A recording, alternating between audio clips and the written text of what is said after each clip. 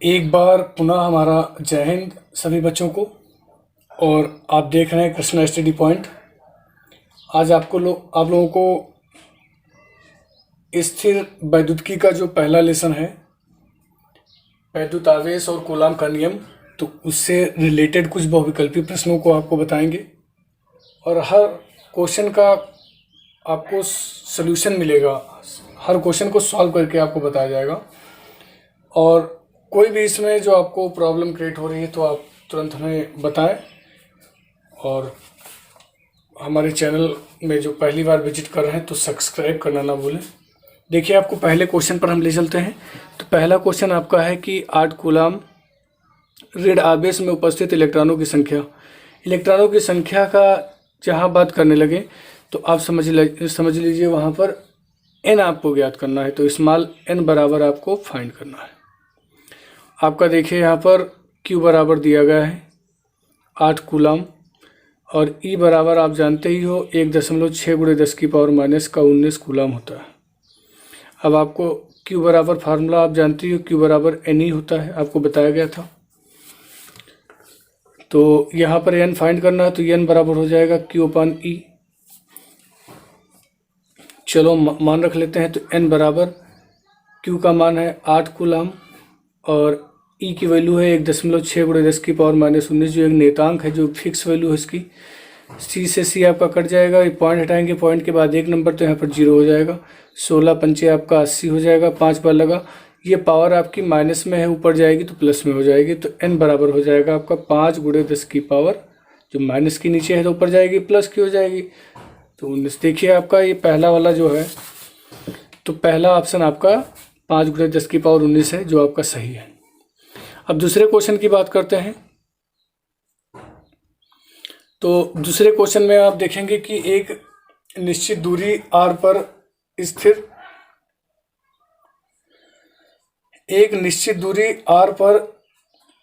स्थित दो समरूप धातु के गोलों पर आवेश प्लस का 4Q तथा माइनस का 2Q है। गोलों के बीच आकर्षण बल F है। यदि दोनों गोलों को स्पर्श कराकर पुनः उसी दूरी r पर रख दिया जाए तो उनके बीच बल आपको ज्ञात करना है। देखिए, मैंने कुछ क्वेश्चन लगा लिए इस तरह कि आपको जल्दी से जल्दी समझा सकें और आपको भी कोई समस्या ना हो। देखिए, पहला एक क्वेश्चन मैंने बनाया है जिस हिसाब से फोकस कर रहे हैं कि यह बराबर 1/4πε0 और Q1 Q2 होता है। तो Q1 आपका दिया गया 4 कूलाम और Q2 आपका 2 कूलाम दिया गया है और अपान में दूरी उसकी r², दूरी r ही रखी गई तो r² ही रहेगा। क्वेश्चन नंबर ये आपको फर्स्ट हमने अवगत करा दिया है। फिर आपका सेकेंड जो है F डैश इक्वल टू, उसमें आपका ये नहीं दिया गया है 4 और 2, तो यहाँ पर आपका हम मान लेते हैं Q, तो Q²/r² हो जाएगा, जो क्वेश्चन नंबर ये सेकंड हो जाएगी। दोनों को आपस में डिवाइड कर देंगे। डिवाइड करने पर जब अप डाउन रखा जाएगा तो 1/4πε0 1/4πε0 आपस में कट गया। कटने के बाद यहाँ पर आपका है Q²/r²। मैंने इक्वेशन सेकंड को इक्वेशन फर्स्ट से डिवाइड किया है, ध्यान रखिएगा। इक्वेशन सेकंड को इक्वेशन फर्स्ट से डिवाइड किया गया है। अब यहाँ पर आपका 8 बचा, ये F है इधर चला आएगा तो F डैश इक्वल टू आपका आ जाएगा F dash equal to F/8, जो आपका इक्वेशन देखना पड़ेगा इसमें कौन सा सही है। तो देख रहे हैं कि इसमें D वाला आपका जो ऑप्शन है बिल्कुल सही है। अब हम तीसरे क्वेश्चन की तरफ बढ़ते हैं। निर्वात में विद्युतशीलता का मात्रक है। आप लोगों को पता होगा विद्युतशीलता ε0 को कहते हैं। तो ε0 का मात्रक जो होता है वो F इसके 1/4πε0 के अपोजिट होता है। तो 1/4πε0 का मैंने मात्रक बताया था आप लोगों को, 1/4πε0। तो 1/4πε0 का मात्रक था आपका न्यूटन मीटर स्क्वायर बटे कूलाम स्क्वायर। इसको पलट दीजिए, आपका ε0 का मात्रक आ जाएगा। तो ε0 का मात्रक मैंने बताया, कूलाम स्क्वायर ऊपर चला जाएगा, न्यूटन मीटर स्क्वायर नीचे आ जाएगा। इसको आप करेंगे तो ये हो जाएगा आपका coulomb square newton inverse metre की पावर -2। ये आपका है coulomb square newton inverse metre की पावर -2। देख लीजिए, आपका यही होगा। ये ऑप्शन नंबर आपका जो 4 है ये बिल्कुल सही है। अब इसके बाद हम बात करते हैं नेक्स्ट क्वेश्चन आपका है, किसी विद्युतरोधी माध्यम का पराविद्युतांक नियतांक K हो सकता है। ध्यान दीजिए कि जब आपकी बात की जाती है वायु में तो वायु में सदैव के बराबर आपका 1 रखा जाता है। तो कुछ पदार्थों के मैंने परावैद्युतांक मान लिख लिए हैं। ये परावैद्युतांक मान है, ये पदार्थ है।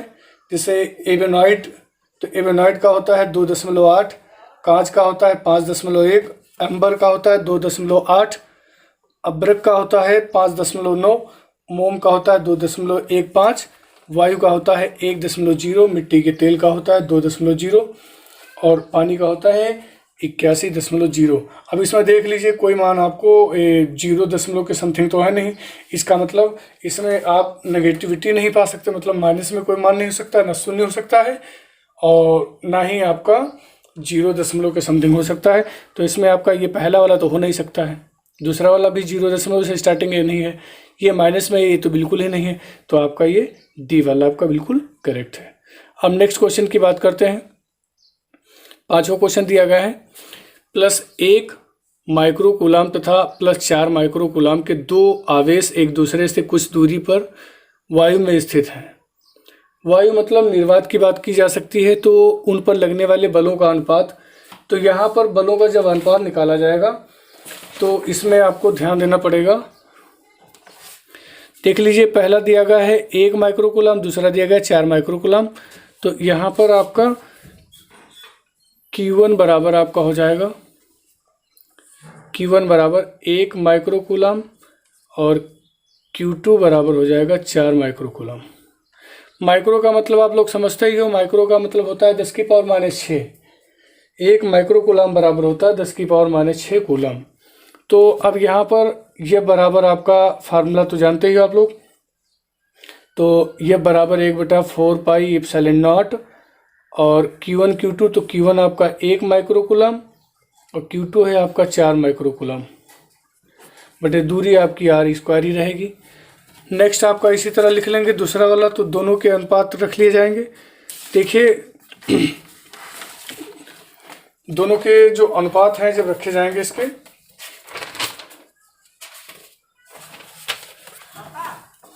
अनुपात की बात की जाएगी यहाँ पर, तो इसको हम F1 कर लेंगे, फिर F2 इसी तरह निकाल लिया जाएगा।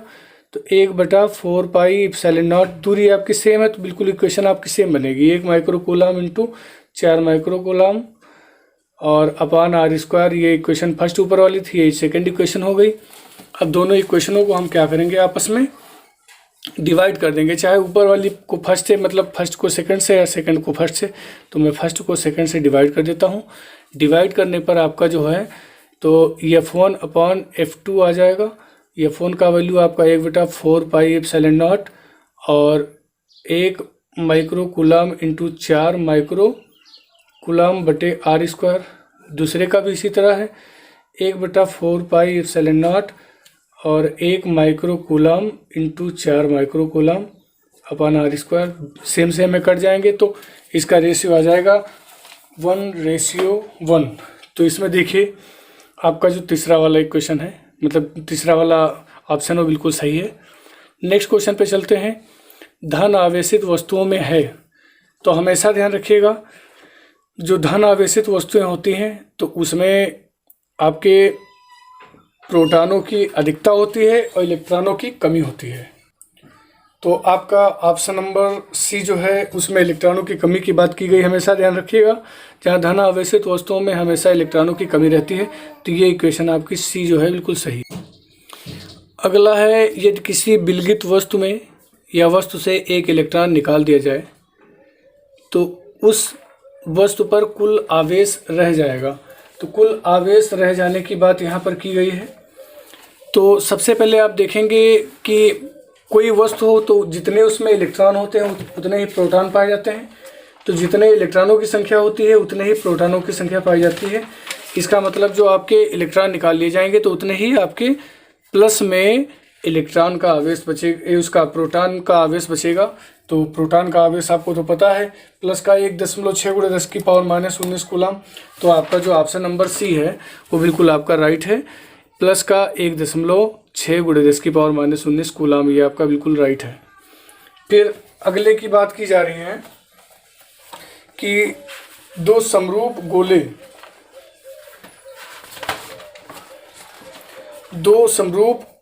गोले या धातु के गोलों को क्रमशः Q1 Q प्लस का व माइनस Q आवेश दिया गया है, तब दोनों गोलों के द्रव्यमान बराबर हैं या धनावेशित गोले का द्रव्यमान ऋणावेशित गोले से कम है या ऋणावेशित गोले का द्रव्यमान धनावेशित गोले से कम है या उनके द्रव्यमानों के अंतर Q के परिणाम पर निर्भर हैं। तो हमेशा ध्यान रखिएगा, जो आपका दो समरूप गोले जो धातु के दिए गए हैं तो उनके आवेश जो क्रमशः प्लस का Q माइनस का Q दिया गया है, तो हमेशा उनके द्रव्यमानों के अंतर जो है Q के परिणाम पर निर्भर करते हैं। परिणाम मतलब होता है जब आवेश दिए गए हैं तो उसका परिणाम भी होगा। परिणाम का मतलब होता है जिस वक्त वेक्टर रूप हो जाए तो वेक्टर रूप मिलेगा आपको आगे। अगला क्वेश्चन आपका है, धन आवेशित वस्तु में है, आपको अभी तो बता ही था, धन आवेशित वस्तु में इलेक्ट्रॉनों की जो क्या होती है, कमी होती है। तो इसका तीसरा वाला पॉइंट आपका फिर सही है। नेक्स्ट क्वेश्चन आपका है, वायु में रखे दो धनावेशों के मध्य परावैद्युत पदार्थ रख देने पर उनके बीच प्रतिकर्षण बल का मान। नंबर 1 आपका है बढ़ जाएगा, नंबर 2 है घट जाएगा, नंबर 3 वही रहेगा, नंबर 4 शून्य हो जाएगा। हमेशा ध्यान रखना है आपको कि वायु में यदि दो धनावेशित मध्य जो उनके परावैद्युतांक पदार्थ रखा गया तो उनके प्रतिकर्षण बल जो है हमेशा घट जाता है, तो ये यहाँ पर क्या हो जाएगा, घट जाएगा। नेक्स्ट आपका है, यदि दो आवेशों के मध्य खाली स्थान में कोई चालक माध्यम रख दिया जाए तो उनके मध्य कार्यरत वैद्युत बल हो जाएगा। तो वैद्युत बल जो आपका है हो, तो हमेशा आपको ध्यान रखना है जब भी दो आवेशों के मध्य खाली स्थान में कोई चालक माध्यम रख दिया जाएगा तो उसके आगे वो वैद्युत बल जो है जब आगे वर्क ही नहीं करेगा, तो वर्क ना करने का मतलब है जब कोई कार्य नहीं होगा तो यहाँ पर आपका जो है शून्य हो जाएगा। नेक्स्ट आपका है, यह बराबर A Q1 Q2 upon R square में A की विमाएँ हैं। A की विमाएँ हैं मतलब यहाँ पर आपका A जो है वो 1/4 पाई एप्सिलॉन नॉट, तो यहाँ पर जो आपका दिया गया है तो इसमें A की जो वैल्यू है वो 1/4 पाई एप्सिलॉन नॉट के रूप में रखी गई है। तो 1/4 पाई एप्सिलॉन नॉट जो इसका होता है न्यूटन मीटर स्क्वायर बटे कूलम स्क्वायर, ये आपको ध्यान देना पड़ेगा। इसका बीमा निकालना है हमको, तो बीमा निकालने के लिए न्यूटन का होता है ml T⁻², और इंटू मीटर का होता है L स्क्वायर अपान इसका होता है AT, तो A स्क्वायरिंग लगी है तो A का स्क्वायर और T का स्क्वायर हो जाएगा क्योंकि होल ऑफ स्क्वायर लगा है। इसको अब कर देते हैं तो यहाँ पर हो जाएगा m(L⁻²), यहाँ पर 1 यहाँ तो 3 हो जाएगा m(L⁻3), और T यहाँ पर 2 है, प्लस का ऊपर जाएगा माइनस तो माइनस का 4 हो जाएगा, तो T⁻⁻4 A⁻²। तो ये आपका हो गया m(L⁻3 T⁻⁻4 A⁻², जो आपका ऑप्शन नंबर 4 जो है बिल्कुल सही है। फिर इसके बाद आपका कहा गया है कि दो आवेशों Q1 और Q2 के बीच लगने वाला बल कूलम बल ये बराबर A Q1 Q2 upon R square है। तो इस बल का मान केवल आवेशों पर निर्भर करता है या आवेशों के बीच माध्यम पर निर्भर करता है या उपरोक्त दोनों पर निर्भर करता है या दोनों में से किसी एक पर निर्भर नहीं। तो हमेशा ध्यान रखिएगा, उपरोक्त दोनों पर निर्भर करता है मतलब ये केवल आवेशों पर भी निर्भर करता है, उनके बीच के जो माध्यम है उन पर भी निर्भर करता है। तो ये दोनों आपके जो हैं उपरोक्त दोनों पर निर्भर करता है, हमेशा ध्यान रखिएगा। तो ये आपके आज बहुविकल्पी प्रश्न हुए और आगे आप लोगों को लेसन नंबर 2 जिसके कुछ बेसिक्स पॉइंट्स स्टार्टिंग से बताए जाएंगे और आपका लेसन नंबर 2 गॉस की प्रमेय और वैद्युत फ्लक्स के बारे में आपको पढ़ाया जाएगा नेक्स्ट टॉपिक में। जय हिंद।